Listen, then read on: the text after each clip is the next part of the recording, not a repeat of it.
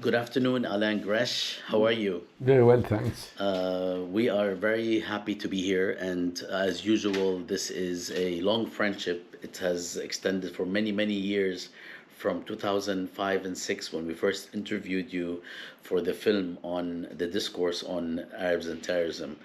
And I visit you every year and a half or 2 years to address important topics that many of us think only you address in a succinct and insightful manner regarding Europe and the Middle East, France and the Middle East, as well as what's happening inside France.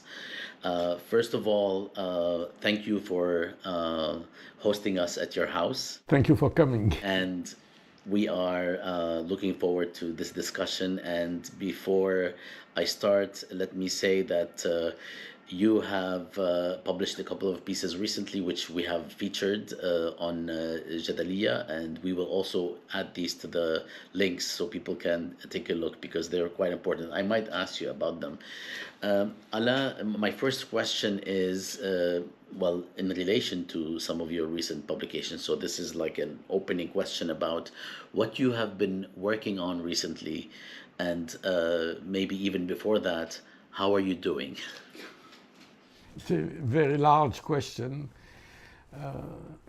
Especially, I mean, we are looking at the international development because, especially after the Ukrainian war, there are many changes. There are many changes in the international relation. We can see it in the Middle East with this Iranian-Saudi Arabia agreement. We can see it in the way many countries from the global south are refusing to take position in the war on Ukraine.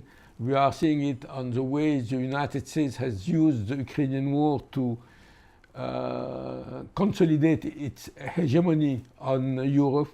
So this is the most important because it has consequence, internal consequence in every country, and it has regional consequence. And have you written about these matters? Yes, we have written. We have written, I mean, first on especially the fact that the West doesn't understand how the global South react. And they can't understand it because they are in the idea that the Ukrainian war is an aggression war, which is true. I mean, it's a Russian aggression. And all the world should unite behind United States and behind Ukraine. Most of the countries in the south, even if they believe that it is a Russian aggression, don't believe this kind of discourse. They don't believe that the West is defending democracy, independence. They say, look what's happened in Iraq. Nobody has been tried for the crimes committed by the United States and their allies in Iraq. They see what's happening in Palestine. So they act in a more realistic way.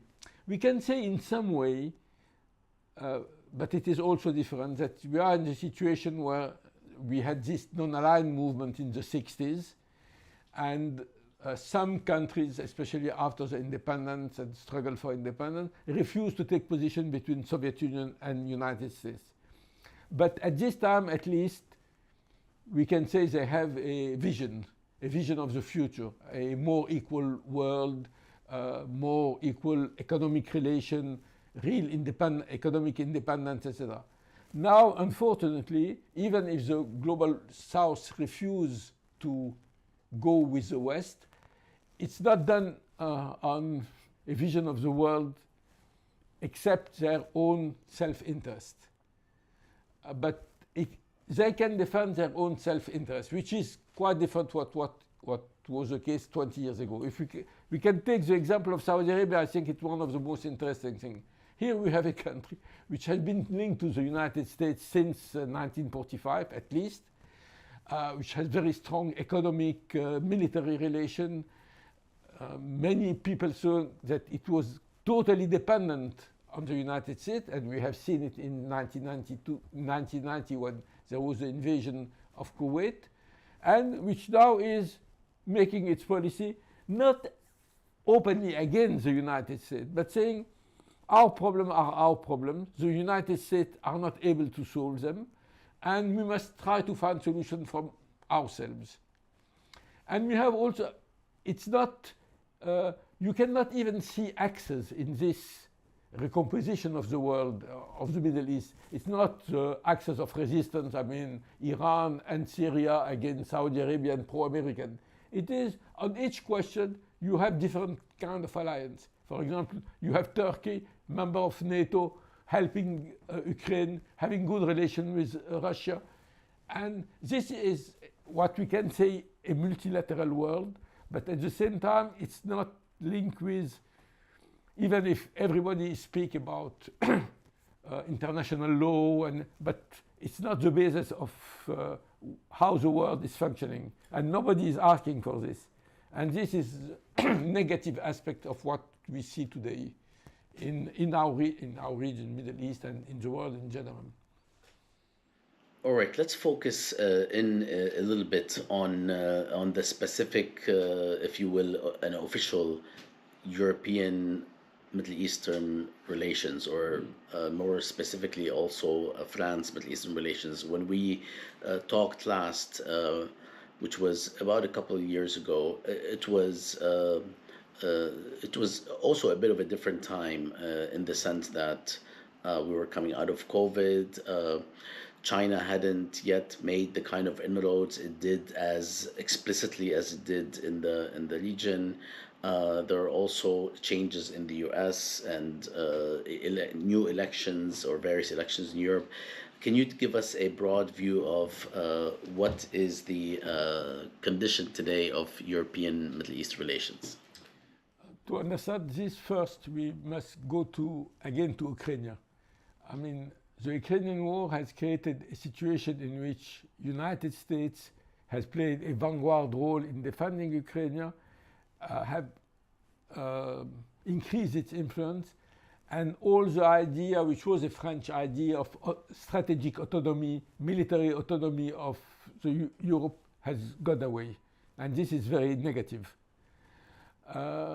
So the second aspect is the fact that now the Middle East is secondary to, because the most important thing is Ukraine. I mean, the Middle East has been secondary for a long time. I mean, nobody is involved now in the Palestinian question, in most of the regional conflicts we can see. I mean, you have 10 years of civil war in Syria, 10 years in Yemen, 10 years in Libya, and it's not so important, and they are not involved.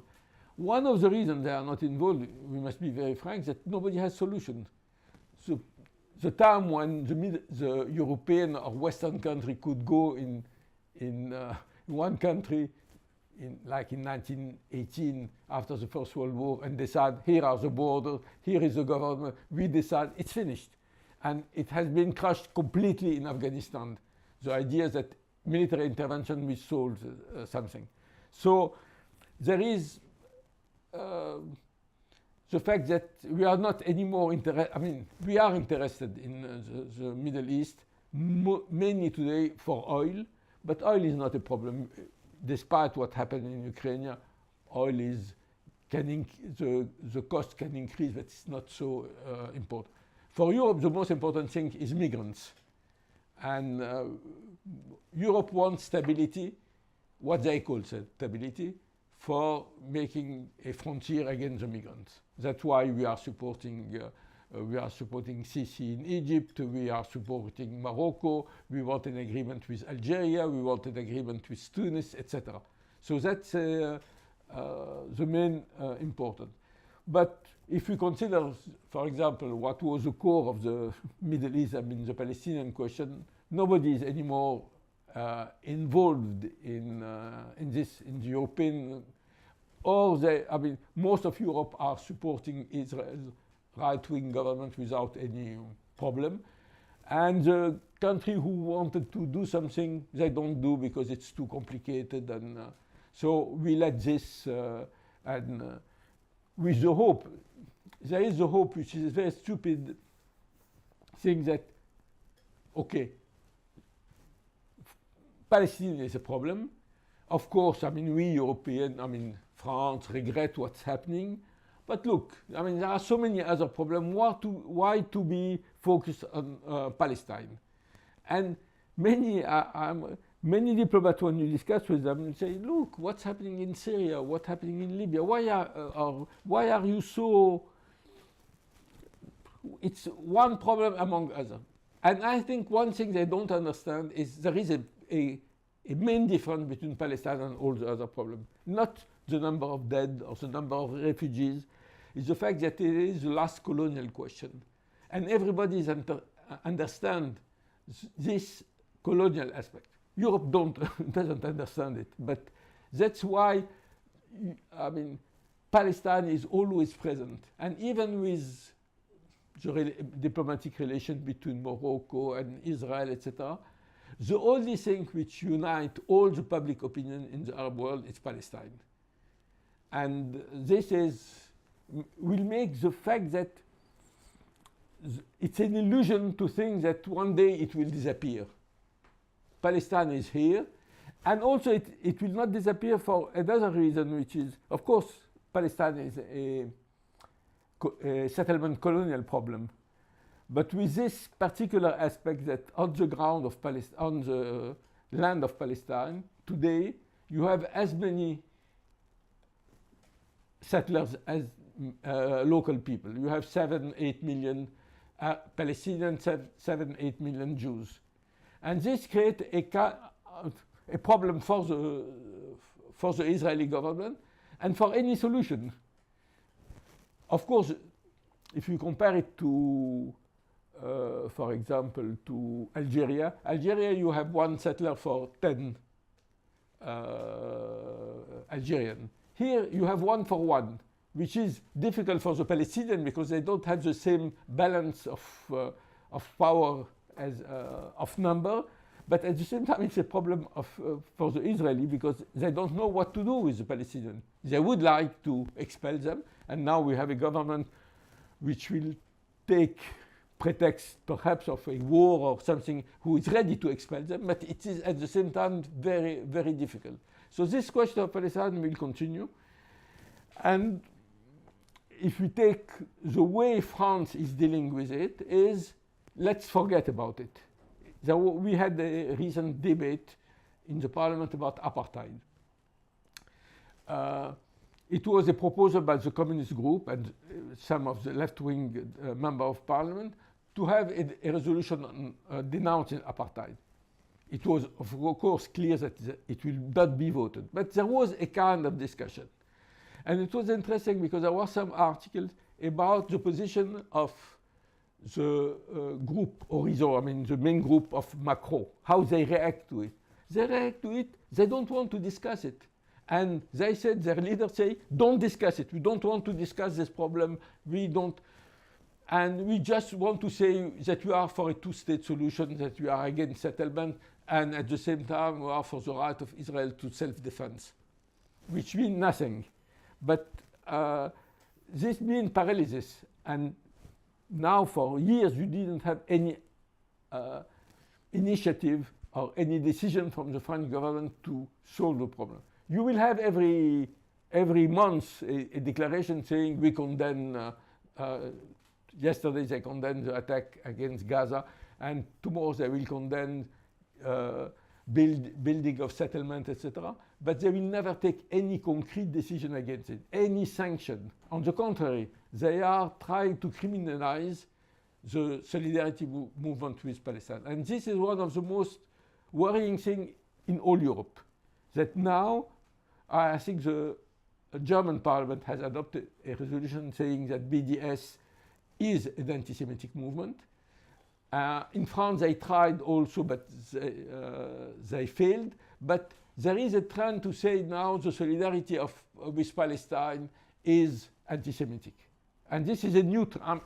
You have always, but since the 60s, but it was minority. Now it's a main trend in what we call the party of government, who are in the government. And what explains that? Because we also witnessed a similar movement in the United States. I think it's difficult to explain. I like to say it like this. I mean, France in 20 or 25 years have completely changed its politics in the Middle East, but without how to say, without saying it. And I called it a silent turnover of its policy. Because they say, when you discuss with them, they say, oh, no, we didn't change. We are for a two-state solution, which is true. And every declaration we say is a two-state solution. The difference between now and 30 years ago was that the fact that France was saying that we were for a solution and that our bilateral relation with Israel was subject to the question, the solving of the occupied territories. Subject to, it's clear? Yeah. I mean, we will not normalize our relation with Israel if Israel continues to occupy it. Now it's finished. On the contrary, we continue to say we are against settlements and we are for a two-state solution, but our bilateral relation with Israel is developing. One of the main reasons, in my opinion, there are many. I mean, the fact that there is this, the PLO crisis and the fact that there is no public diplomacy from the Palestinians. But one of the main reasons is the question of war against terror. Before the 2001 and the 2000s, the problem was clear. It was a struggle of people occupied against an occupier. Now it's a part of the war on terror. If we are in a world war on terror, it's normal to consider that our ally is Israel. And you will say, of course, you will use Hamas and saying it's a terrorist organization. And as you know, the European Union considers Hamas as a terrorist organization. And after the attack in France in 2015, in January against Charlie Hebdo, and then after against the center of Paris in November, many right-wing mayors saying, our model to fight against terror is Israel. And I think this have changed, not the public opinion. All the polls show that most of the French people believe that Israel is responsible for the fact that there is no solution. But the political leaders are using this to say we must develop Israel is a democracy, Israel, which is especially now. I mean, Emmanuel Macron was the first European leader to receive Netanyahu after his victory in the election. Smotrich was here. He made a speech. He was not received officially, but he had a hotel. He made a speech saying Palestinians don't exist, etc., etc. It took 2 days to the French government to denounce this, and Emmanuel Macron said nothing. There is, I don't know. Sometimes I say all these politicians are real anti-Semitic. They think that the Jews control everything and that they control the media. That if they take position in support to the Palestinians, they will be accused of anti-Semitism. And you know, I mean, historically, I mean, the people who are support, I mean, in Great Britain, most of the Zionists were anti-Semitic. They were thinking, one, that the Jews were controlling everything, and second, that we should expel the Jews so they could go in Palestine. So it's not contradictory. Especially today, one of the most important things, I think, in the development of the political landscape concerning Palestine is it's clear that for Israel, the main question is to support Israel. If you are anti-Semitic and support Israel, it's no problem. We have seen it with the relation between Netanyahu and Trump and his guy. We see it the relation between Netanyahu and all this extreme right in Eastern Europe, etc., etc. So long as you're on the right side, it doesn't matter whether you're racist, even against Jews. All right. Well, let me just hone in on the question of public policy, or public opinion on the one hand, and the wave that you are saying has grown in terms of associating critique of Israel with anti-Semitism, which is very much paralleled in the United States. Public opinion on Israel-Palestine has been changing, in my view, for some time, but in my view, since 2009, the attack on Gaza, but mainly 2014, Operation Cast Lead, things have actually escalated in terms of the violence, where American Jewry have become really concerned about the dangers that Israel is posing to itself. And it began to change public opinion, even among American Jewry, and as we all know, not for the sake of Palestinian human rights, but for the sake of protecting Israel from itself, which we continue to see. Now, if public opinion is moving in a direction that comports more with the international public opinion or international law or the UN to an extent, to take these as measures, how come we are seeing the direction in the other how come we are seeing the push in the other direction regarding legal sanction and legal potentially legal ramifications regarding the critique of Israel? Is it that people are fearing that Israel is losing the opinion and public opinion battle, and now they have to take legal measures to silence critics, or is it something else happening? I think there is people, I mean, Israeli and supporters of Israel are worried about what's happening, especially in the United States. I remember we have published a documentary by Jazeera about the lobby in the United States, and one of the guys of the lobby said, look, now in the university, the new generation is with the Palestinians. And the new generation, they will be the leader of tomorrow. So it's one of the problems. They fear the change. And the change in the Jewish American community is much more important than in France. In France, it's much more conservative. So this is, I think, worrying for them.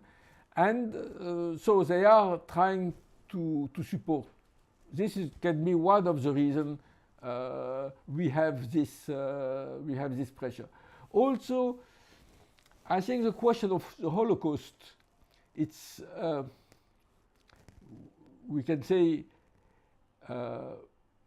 in France. I always remember that when I arrived in France in 1962, and I was in school, the Holocaust in our history book was one line, really one line. For my daughter, 30 years after, it was everywhere, Holocaust.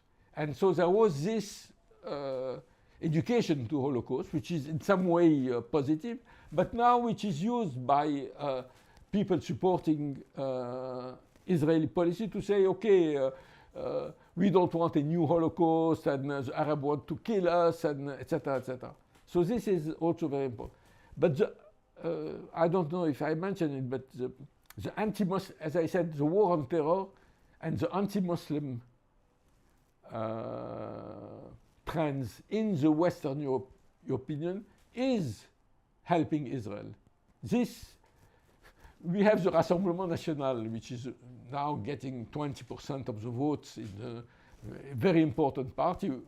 With founder was Jean-Marie Le Pen, a guy linked with all the fascist and Nazi remnant of 1939, 1945. Now they are supporting Israel. And when there was this discussion about apartheid in the parliament, one of the main defenders of Israel was the member of parliament from the Rassemblement National, because they think that the Arabs are worse than the Jews. And so they attack the Arabs, and they attack the Arabs, the Muslims, the terrorists, etc., etc. And this is also having negative consequences in France.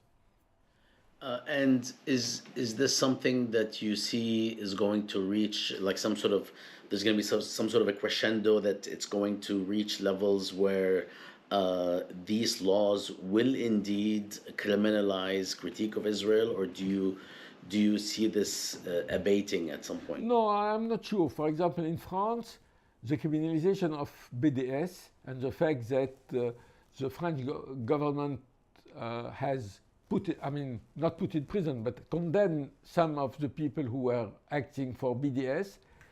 We went to the European Court of Justice, and it was refused by the European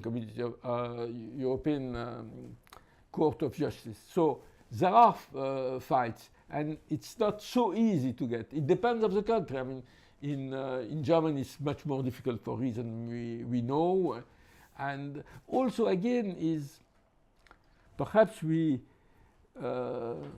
it's also linked with the way the Ukrainian war will continue. We see in Germany, for example, that the Green Party has become a militarist party, which is very strange and very, very reluctant to the Palestinian fight and wanting to fight against terror, etc. So it depends on each country. You have, for example, in Ireland, a very strong pro-Palestinian movement. It depends, and it depends on political...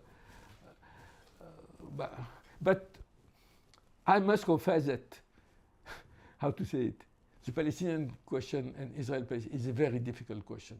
It's, I mean, 100 years and very complicated. And sometimes I say, I'm working on this 24 hours a day, and sometimes I don't understand. How can I ask a normal politician, I'm not speaking to understand? So there is a work to do. And it's more difficult today because we don't have this PLO leadership, which has many, many shortfalls, but at least which exists with a representative, with a leader like Yasser Arafat, etc. We don't have anything.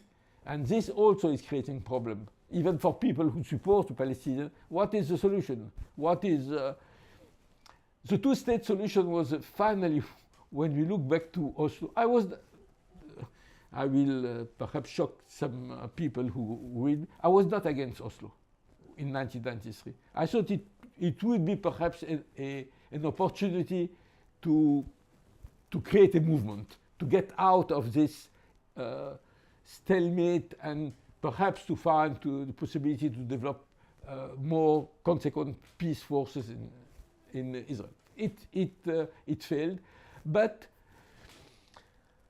for example, when I published my book Israel Palestine Vérité sur un conflit, it was a fantastic. I have never sold so much book. Why? Because it was at the same time a history of what happened and the idea of colonial Zionist as a colonial movement, but also the possibility of a solution. And people were, okay, we support solution, we support two-state solution, etc., and we hope it will. It has totally failed. And it has totally failed also under the war on terror. I mean, it began after, not after, but Second Intifada, and then 11 September, and the attack by Hamas and even Fatah group, etc., etc.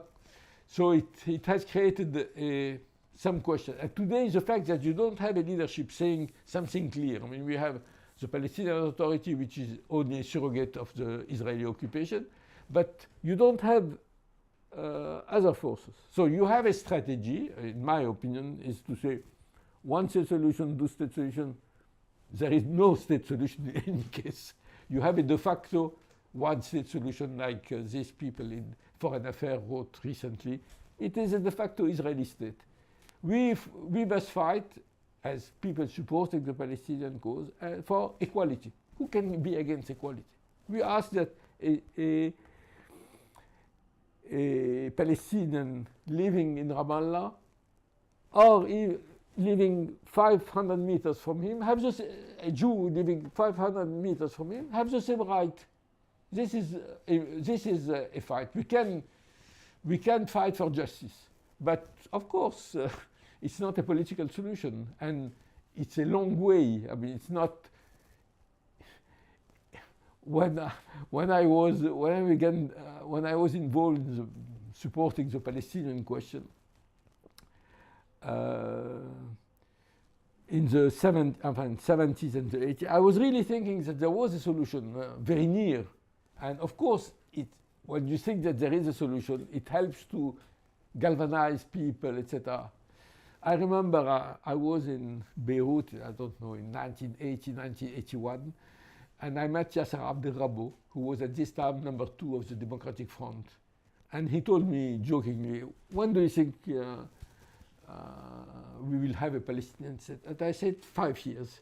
And he laughed. We are optimistic. We don't think we have it before 10 or 15 years.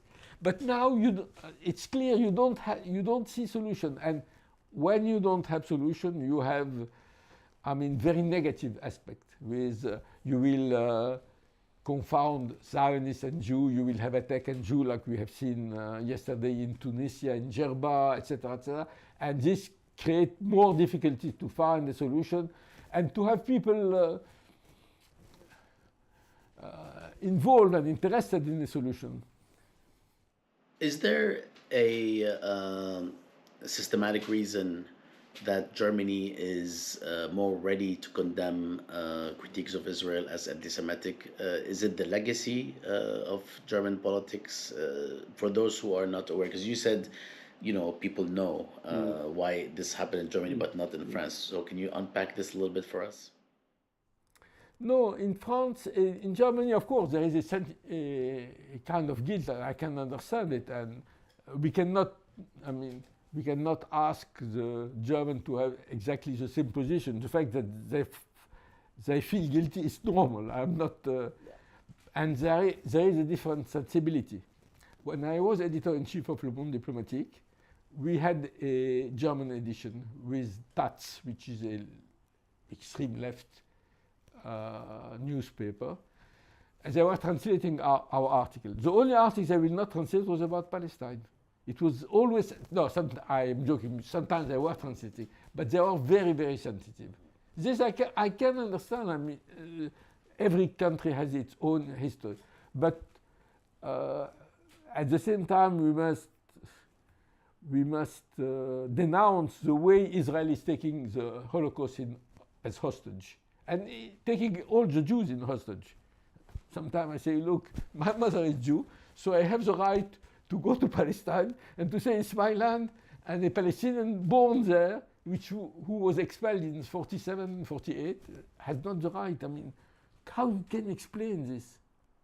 I wrote recently an article about, apartheid, and saying that apartheid in Israel is only the consequence of the colonial nature of the Zionist movement. This is a thing which is very difficult to understand, but you must. Sometimes I'm astonished.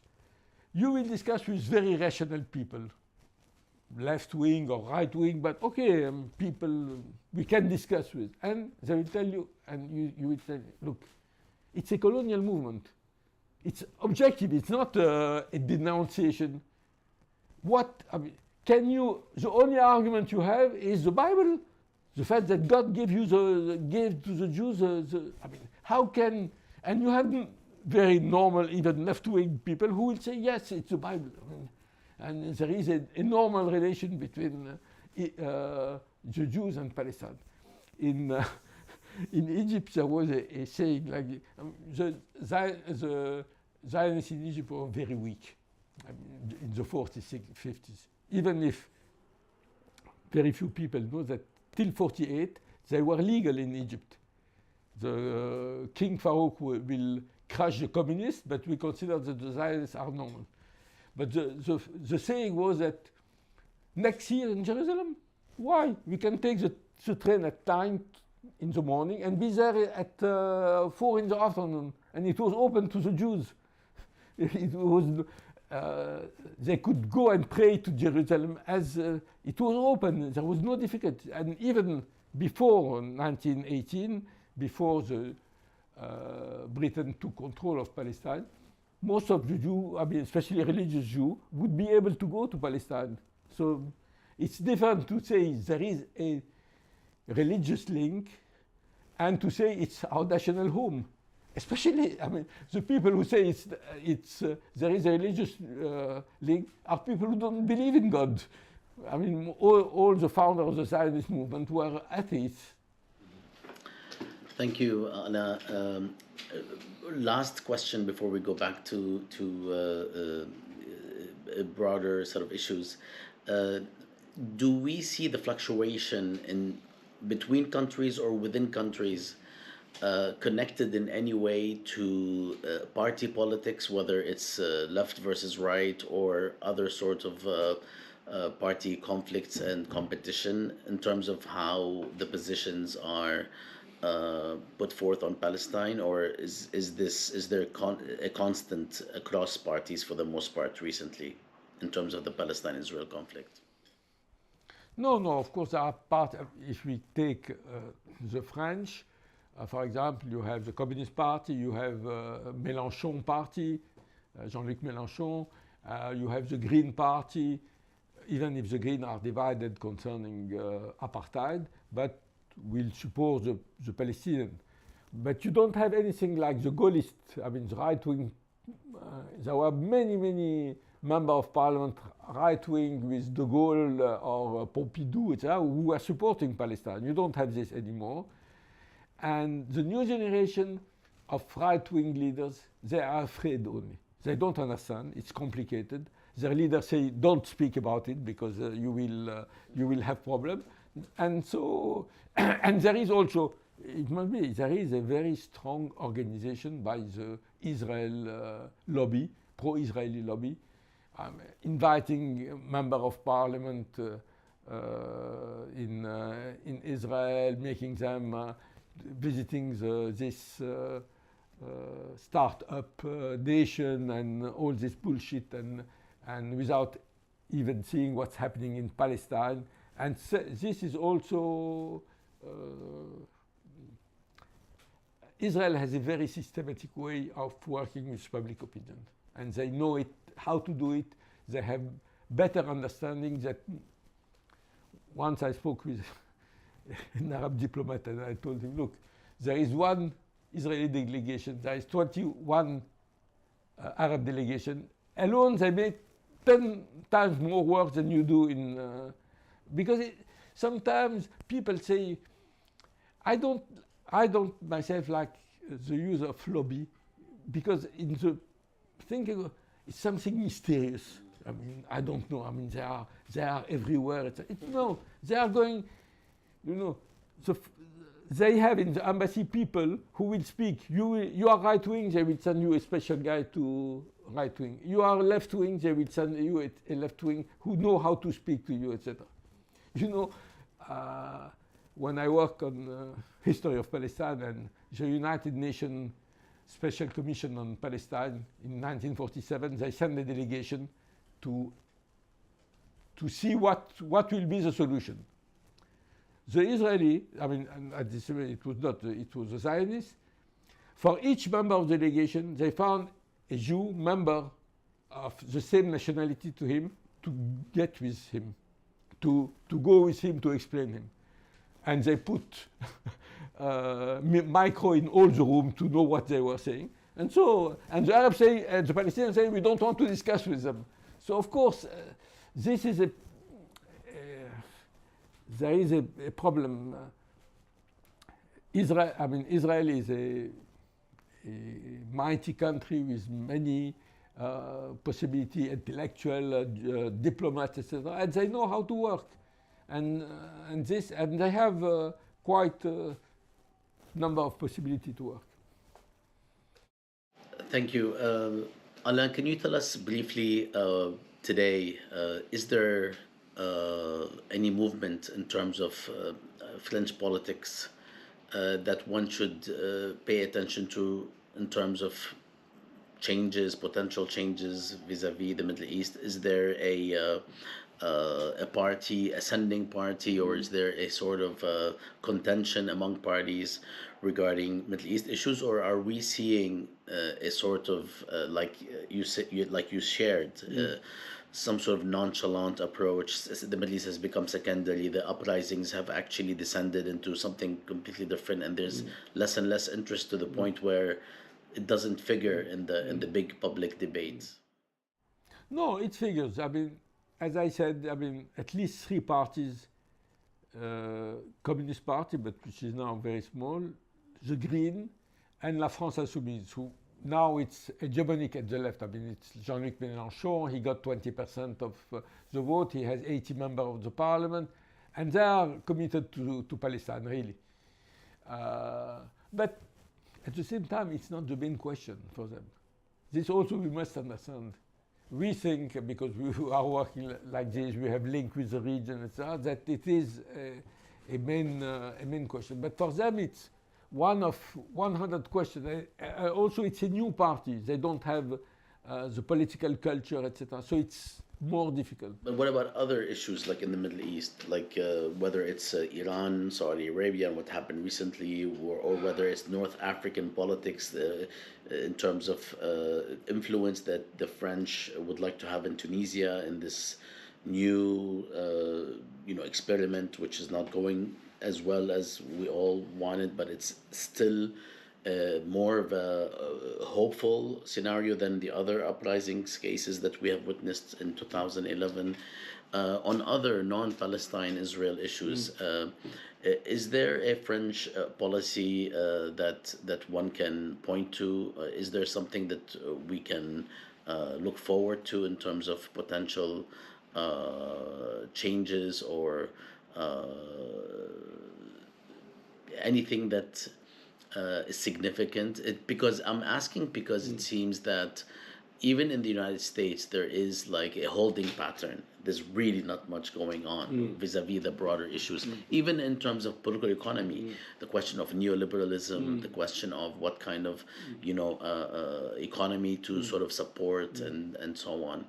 Or is there a malaise?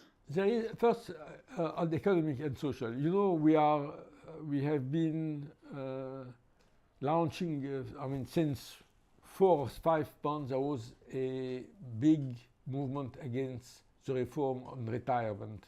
The government wanted that you will retire at 64, and it was 62.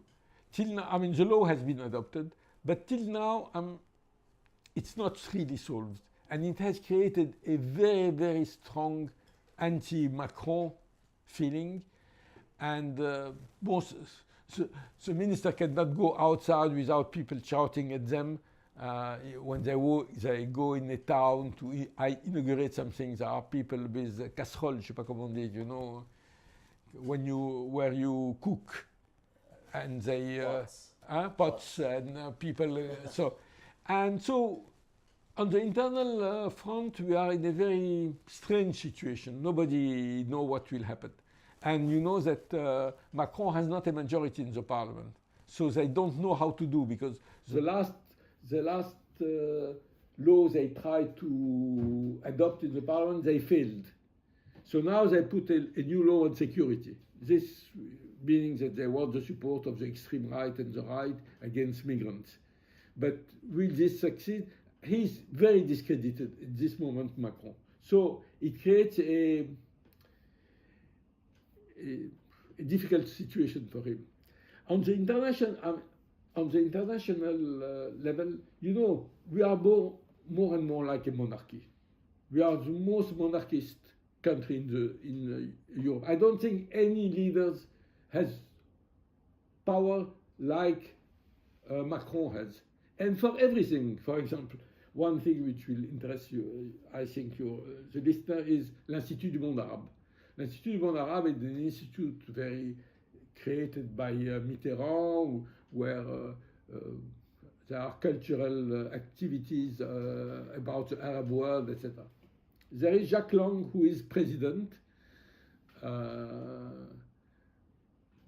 He's 82 or 83 years old. He would like to continue for another mandate of 5 or 6 years. The problem, how you choose the next president, it's only the decision. Nobody knows. You ask people, you say, is there a commission to decide? You have people who will be candidates, they will have program. No, there is no. It's only Macron. And nobody can tell you what he will decide. And this is, it's a small thing, it's not major. But in diplomacy today, what has changed, it began with Sarkozy, and more the policy is made by the president without the foreign minister.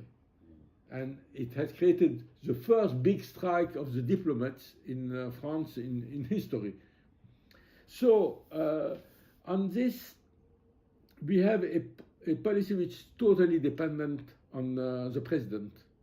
He can decide. He tried, and I think he was right to discuss with Putin to find solution. He can take some initiative and saying some positive thing, but will it change? And on the Middle East, it's not clear that they are able. And to be very frank, if you are a politician today, why to go to the Middle East? You will take. It will not. You can have good relations with Saudi Arabia, with Qatar, with Emirates for economic relations. You can try to have good relations. It's more complicated with North Africa because you are afraid of the migrants. But to have a real strategy, I don't think they have. When we were coming here today and throughout the past couple of days, when we encounter taxi drivers that are Arab, which is basically 3 out of 4, it has been in my experience the past 15 years and 20 years or more. I ask the same questions, and today, for instance, it was an emblematic answer when the driver said, things are getting worse for Arabs and Muslims. They're always getting worse. I mean, that's the impression that this person had. If we look at the actual laws, if we look at the actual policies, how can we assess the trajectory of the conditions of Arabs and Muslims in France? There was recently a study made by one university which pointed something which not completely new, but the fact that the middle and upper class Muslims are leaving France. Not millions, but people don't feel comfortable here, even if their economic and social situation is not bad, because they feel this pressure against Arab and Muslim. And this is very, very clear. And you have it everywhere, but you have it especially. Because in France, you have this question which has been dividing us for years about laïcité and the fact that we don't take into account the religion of people. So we don't see discrimination because everybody is equal. And you don't have this in other European countries. And so it's worse in some ways than what's happening in other countries. And now you have a general trend against migrants in all Europe. This you have seen. An alliance between the right and the extreme right to take laws against migrants, and the right-wing party, but also the Socialist Party has taken a kind of saying, okay, to fight against the extreme right, we must say the same thing that they are saying. And the result is the extreme right is increasing. It's not weakening, because nobody wants to fight the extreme right and saying the problem they are speaking about are real problem, we must take them in account, etc.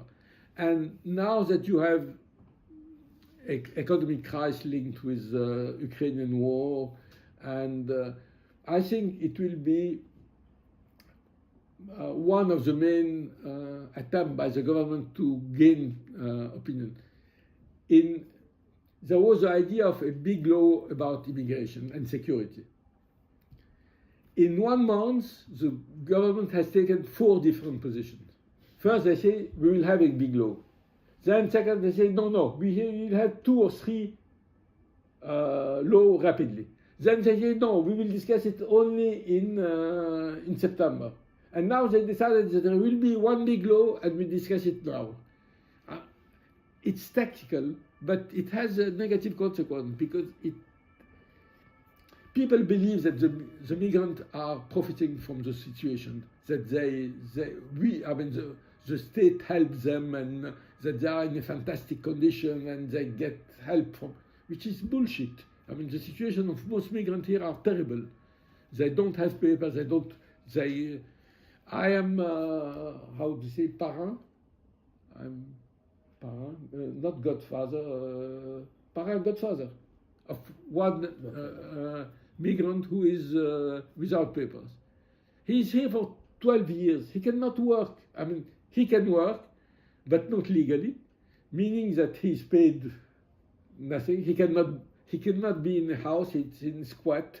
It's terrible, and it's impossible to be expelled because it's so complicated to expel. We expel 10% of the people who should be, I mean, who has decision of expulsion. But at the same time, they will not help him to.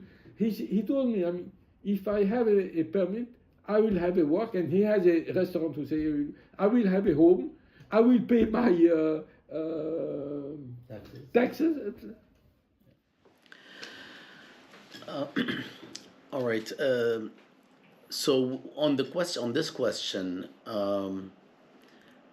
is the trajectory in general, in terms of laws, public opinion, also class politics, because I understand that much of this is also about class politics. I mean, there is a view that immigrants equal the kind of people that we don't want here, and this view might even be the same towards the poor French in banlieue. But of course, the immigrants will take on a bigger share of the blame.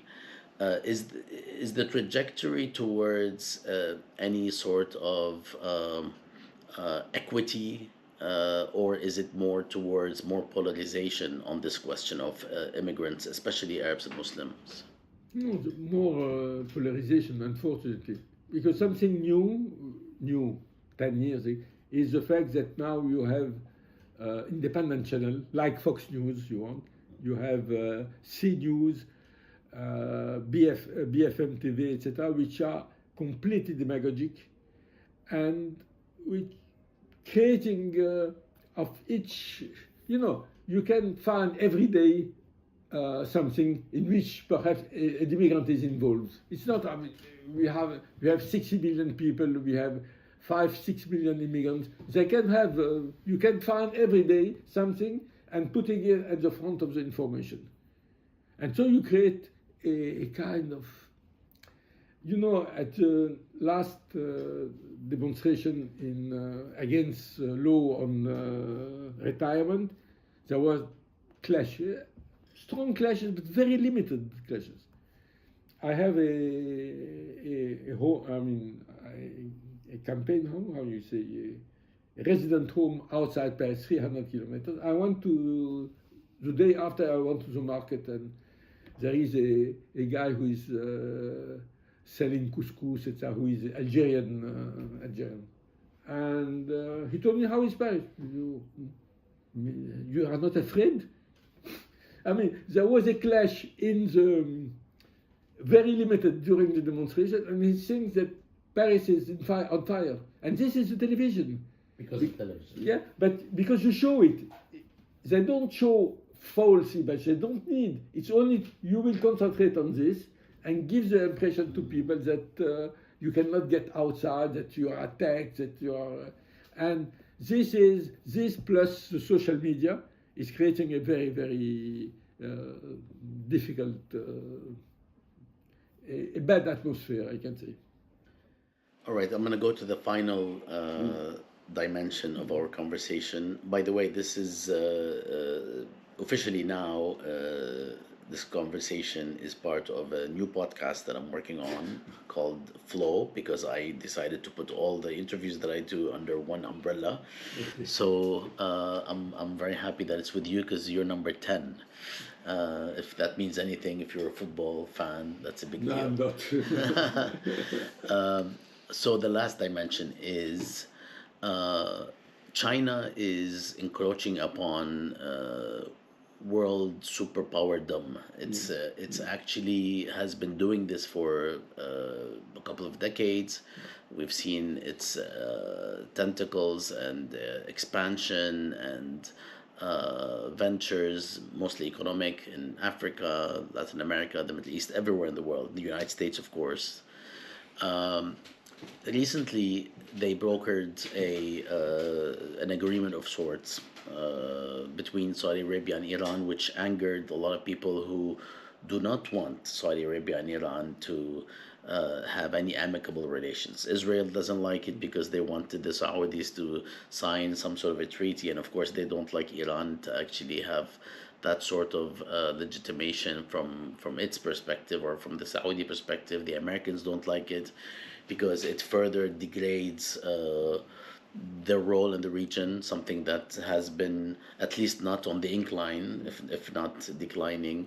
And it also speaks to other sorts of deals slash trade-offs in the region, such as the Saudis being close to the Iranians means that there is some sort of a bargain which might have to do with Syria and Yemen, for instance.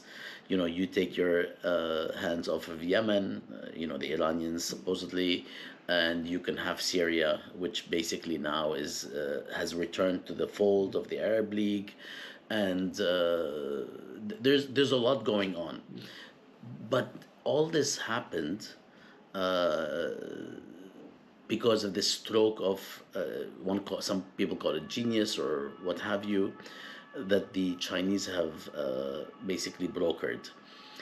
Does any of this, regardless of its own merits and whether it's going to last or not, this is the discussion: is it going to last or not? Is it real or not? Is China really a credible alternative to the U.S. or not? And so on. Whatever ends up happening, is French politics or European politics affected at all by this entry of China into the Middle East now in very explicit form? European policy is affected by American policy on China. It's clear that United States want us to choose very clearly that we are in confrontation with China and that we must support the United States. Till now, France at least, but also many other countries don't buy it. But it's clear that with the pressure which were on us on Ukraine, it will be more difficult. I want to... More difficult? It will be more difficult for Europe to resist this American pressure. But till now they want to resist because it's very dangerous. There are changes in the balance of force, but I don't think first that they are so quick that the Americans are saying. And I'm not sure that the American policy is the way to deal with it, because it deals on the military base. And I think it will bring reaction from China, and will enter a kind of confrontation which is not positive. So we are in a, I will say, mid-term or long-term transformation of the world and of the balance of force. The world of after 1945 is dead, and the kind of, and we are going to a multilateral world, I'm convinced. But how to build it, it's danger. And we are at the most dangerous period. When we will have new rules, it will be easier. Now it says no rules. And the Americans want to use this to strengthen their hegemony. The Chinese also. But I don't think the Chinese are so strong that the Americans are saying. Nor military, nor even economically. It's not, they have many internal problems, economic problem, social problem, and so, even I don't know, I'm not a military expert, but for 10 years they have been telling us that the Russian army is now very strong and very mighty, and the result was, we have seen it in Ukraine that it's not. So that's it. We are in a very dangerous geopolitical situation, and but the fact that the different regional country solve their own problem is the best. Outsiders are not able. Even when you're inside, it's not even evident to solve it. But outsiders are not able. As I said, with Afghanistan and even Syria, etc., it's not helping. So we should, Europe should push for this, the idea that the African must solve that problem. We will not, when we take the French policy on Mali, and it was a catastrophe. We can say that now we have dictators, etc., but okay, but let the African countries solve the problem. It's not our business. It's not our business. We are not able to do it. As I said before, the colonial power has the possibility of solving every African problem, saying we put this guy in the power and we take him out. No, it's not. So let's move from this point of view, that the local actors must solve their problem. And sometimes the Western country, for reasons linked with history, are not the best place, the best to solve this problem. Alain, thank you so much for all of these insights. And I know that I took you from, France to the Middle East, back to Europe, and to the US and China. So I hope you're not exhausted. A little. I thank you for your generosity and appreciate always your analysis, and hope to see you under better circumstances. I always say this, regardless of how it always fails me. Are there any closing words you'd like to share? No, thank you very much for coming, and thank you to the listener of جدلية and your podcast. Thank you. شكرا كتير. شكرا كتير. Okay, salam.